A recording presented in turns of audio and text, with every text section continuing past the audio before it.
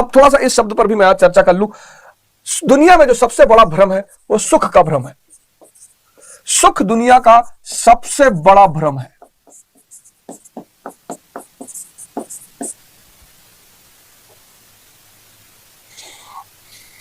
नब्बे प्रतिशत दुनिया परेशान है और आधुनिक युग में सुख की तलाश और बढ़ गई। आधुनिक युग में, आधुनिक जो प्राचीन मध्यकाल था वहां धर्म का वर्चस्व था। आज ह्यूमनिज्म का वर्चस्व है, मानवतावाद का। आज आधुनिक युग में मानवतावाद का वर्चस्व है। ये कॉन्सेप्ट समझिएगा, बड़ा जबरदस्त कॉन्सेप्ट है ये। तो कहीं ना कहीं 99% जनता धर्म को पढ़ती थी, सुनती थी, कुछ नहीं है तो तबला ही रात में बजाती थी। आप कभी बंबई में जाए अगर और उसके लोकल पे ट्रैवल करें तो लोकल में बहुत सारे लोकल में आपको लोग मिलेंगे जो मजीरा ढोल लेके चलते हैं। अब नाला सुपारा से बीटी तक आना है, 2 घंटे का रास्ता है, तो 10-12 लोगों का ग्रुप है और ढोल मजीरा लेके चलते हैं, भजन गाते चलते हैं। सुख मिल रहा है कि नहीं मिल रहा है? कहीं ना कहीं मन शांत हो रहा है कि नहीं? ये सब कितना बढ़िया काम कर रहे हैं। अब 2 घंटा ये भजन कर रहे हैं, अपना भी आनंदित हो रहे हैं, मन शांत कर रहे हैं और अगल बगल का भी कर रहे हैं। तो आधुनिक युग से पहले, मतलब जो आधुनिक युग से पहले जिसको तुम प्राचीन काल कहते हो या मध्यकाल कहते हो, यह धर्म का वर्चस्व था, धर्म संविधान था। अभी क्या है? अभी मानव रचित संविधान है, मैन मेड। प्राचीन या मध्यकाल में धर्म, बाइबल, संविधान, कुरान, वेद, संविधान, इसलिए इन पुस्तकों को अपौरुषेय कहा गया। अपौरुषेय का मतलब हुआ कि किसी द्वारा रचित नहीं है, भगवान द्वारा रचित है और इसी भगवान के ही संविधान से दुनिया चलेगी। अब भगवान नीचे उतर के तो दुनिया चलाएगा नहीं, तो कौन चलाएगा? राजा चलाएगा। तो राजा कौन हुआ? राजा भगवान का प्रतिनिधि हुआ। इसलिए प्राचीन काल के राजाओं को देखो, उनकी उपाधि देखो। अशोक कौन सी उपाधि ले रहा है? देवानाम प्रियदसी, मैं देवताओं का प्रिय हूं। गुप्त कौन सी टाइटल? गुप्त जो राजा है कौन सी उपाधि ले रहे हैं? परम भागवत। और जैसे तुम मध्यकाल में एंटर करोगे तो मुसलमान राजा कौन सी टाइटल ले रहे हैं? जिल्ले इलाही, शैडो ऑफ अल्लाह। अब आज हमारे मोदी जी जिल्ले इलाही थोड़ी है, आज वो जिल्ले जमहूरियत है। आज वो भगवान के प्रतिनिधि नहीं है, जनता के प्रतिनिधि है। तो प्राचीन और मध्यकाल में व्यक्ति धर्म के प्रभाव में रहता ही था, चाहे 1% रहे। आज मानवतावाद का सिद्धांत है कि मानव सुख सर्वोपरि। जैसे आज देखो आप, आज अगर आप देखो सामाजिक तौर पर, ओपन तौर पर सेक्स की चर्चा शुरू हो गई है। बड़ी अच्छी बात है, बड़ी अच्छी बात है, बहुत अच्छी बात है। एक शो हो रहा था दिल्ली में, उसमें डॉक्टर साहिबा थी, तो किसी लड़के ने उनसे पूछा कि भाई हस्तमैथुन कितनी बार महीने में करना चाहिए? तो उन्होंने कहा 21 बार करना चाहिए। 21 बार आदमी कर सकता है, क्योंकि ये मानवतावाद के सिद्धांत से प्रभावित है समाज। लेकिन धर्म,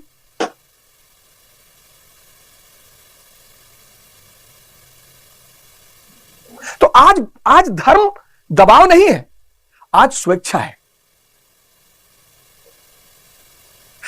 आज धर्म दबाव नहीं है, स्वेच्छा है। पहले क्या था? आधुनिक काल से पहले क्या था? धर्म दबाव है, मानना ही है। आज स्वेच्छा है। अब स्वेच्छा में लोगों ने पढ़ लिया, साइंस पढ़ लिया, फिजिक्स पढ़ लिया, केमिस्ट्री पढ़ लिया, तो कह रहे हैं न्यूक्लियर फ्यूजन पढ़ा है हमने। अच्छी बात है। न्यूक्लियर फ्यूजन से तारे चमकते हैं, स्टार्स क्या करते हैं? चमकते हैं। आप भी तो स्टार बन जाओ। अब न्यूक्लियर फ्यूजन क्या करता है? न्यूक्लियर फ्यूजन जो है, यह हाइड्रोजन को हीलियम में कन्वर्ट करता है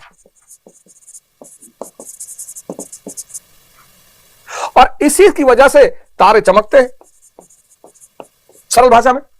तो न्यूक्लियर फ्यूजन इंसान के लिए क्या है? न्यूक्लियर फ्यूजन इंसान के अंदर कैसे हो? ध्यान, यह भी न्यूक्लियर फ्यूजन है।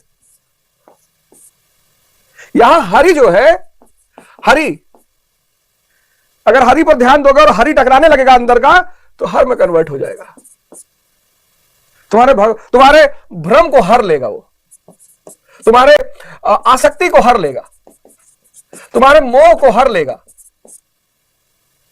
सबको हर लेगा और यही हो जाएगा हरिहर। तो तुम भी चमकने लगोगे। देखो कहां साइंस और धर्म, हां, धर्म में जितने लोग पाखंड का विरोध करते हैं वो बहुत अच्छा करते हैं, बहुत अच्छा करते हैं। धर्म को छोड़ने की जरूरत नहीं है। देखो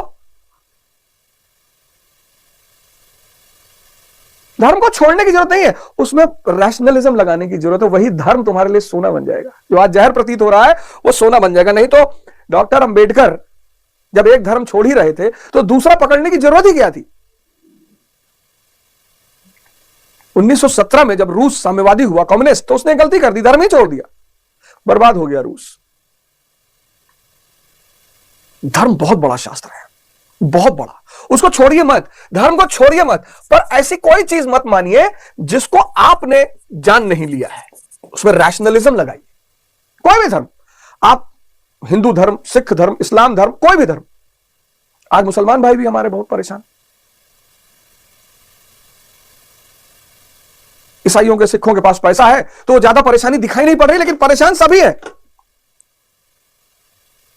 धर्म मत छोड़िए, धर्म में इसको लगाइए, बुद्धि को समझने के लिए। बाकी बुद्धि भी काम नहीं आएगी, उसको भी छोड़ना पड़ेगा, तो धर्म को समझने के लिए लगाइए। अब सुख, मैंने कहा कि दुनिया का सबसे बड़ा भ्रम है। सुख जो है यह दुनिया का सबसे बड़ा भ्रम है, सबसे बड़ा। सुख होता ही नहीं, सुख होता नहीं, और अगर है भी तो हर सुख के साथ दुख जुड़ा हुआ है। सुख होता ही नहीं, और अगर है भी तो हर सुख के साथ दुख जुड़ा हुआ है। तो फिर आखिर ये सुख आया शब्द कहां से, मैं बताता हूं, गौर करिएगा। और आप इन सब चीजों में जो मैं आपको बता रहा हूं, इनमें आप भी अपनी बुद्धि लगाइए। ये सुख प्रतीत क्यों होता है? जो चीजें आपके मन को शांत कर देती हैं, जितनी भी चीजें आपके मन को तत्काल शांत कर देती है, वो आपको सुख देते हुए प्रतीत होती हैं। एग्जाम्पल दे रहा हूं, जैसे शराब, जितने भी नशे हैं, क्या करती है? 10 पैक के बाद आदमी नाली में पड़ा है, कोई आदमी होश में नाली के किनारे पड़ा हो सकता है? आप सोच कर देखिए, शराब मन को ब्लैंक कर देती है कुछ समय के बाद। वो जो मन ब्लैंक होता है, आनंद उसका है। वो जो आदमी 4 घंटे नाली किनारे पड़ा है, वो दुनिया भूल चुका है, परिवार, रिश्तेदार, नात बात, आर्थिक संकट, बीमारी, सब भूल चुका है। फिर जैसे वो होश में आता है, वो सारी चुनौतियां फिर उसके तरफ भागती, जैसे भागती है वो शराब की तरफ भागता है। आज आप देखो, कुछ लोग सुबह सुबह शराब की दुकान पर पहुंच जाते हैं। एक आदमी रात में 12 बजे बहुत परेशान था, तो उसने एक शराब के दुकानदार को फोन किया, कहा भैया दुकान कितने बजे खुलेगी? उसने कहा सुबह 9 बजे खुलेगी। अच्छा, फिर फोन किया, कहा भैया दुकान कितने बजे खोलोगे? कहा बताए ना यार, सुबह 9 बजे खोलेंगे। फिर उसने काट दिया। फिर तीसरा फोन किया, कहा भैया दुकान 9 बजे ही खुलेगी। बोले अबे बता दिया 9 बजे खुलेगी ना, और कहा बार बार पूछ रहा दुकान कितने बजे खुलेगी? कहा भैया मैं आपके दुकान के अंदर हूं। वो तो बेचारा दुकानदार भाग के आया, दुकान खोला, अंदर देखा कोई था ही नहीं। तब तक ये आदमी पीछे भाग के आया, कहा भैया अब खोल दियो तो एक बोतल दे दो।